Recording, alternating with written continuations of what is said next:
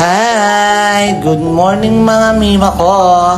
A day in my life. Another day, another vlog.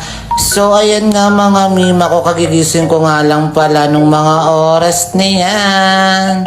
Grabe mga mima ko, kung hindi nyo napapansin, tignan nyo yung katawan ko at yung mukha ko.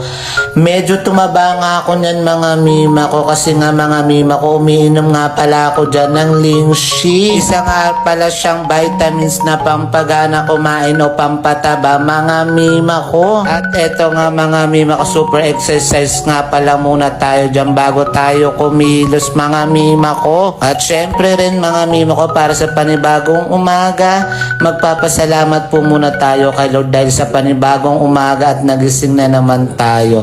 Sa panibagong umaga, meron na naman tayong bagong gagawin na kabanata mga mima. Nga pala mga mima ko, at eto kukuha nga pala ako muna dyan ng pambili ng champorado at mag-aalmusal muna tayo for today's video. Syempre mga mima ko, bago tayo magkikilos-kilos o maglilinis dyan mga mima ko, mag-aalmusal muna nga pala tayo mga mima ko.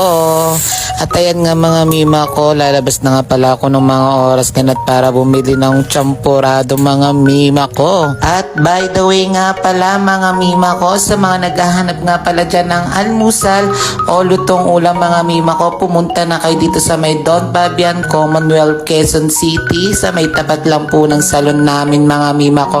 At katabi po siya ng Big Bro mga mima ko. Sa mga naghahanap dyan ng mga ulam, pumunta na kayo dito. Grabe mga mima ko, napakasarap po ng mga luto nila dito mga mima ko, kaya pumunta na arat na mga mima ko. At ayan nga mga mima ko, at eto bibili na nga pala ako dyan ng champorado mga mima ko, kasi nga champorado nga pala yung kakainin ko for today's video.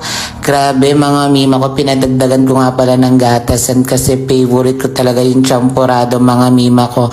Every time na nag-aalmusal ako sa umaga, tuwing umaga talaga mga mima ko, bago nga pala ako magtrabaho, bago ko gawin ang isang bagay mga mima ko, nag-aalmusal nga pala muna ako dyan mga mima ko ng kanat para lumakas-lakas tayo for today's video.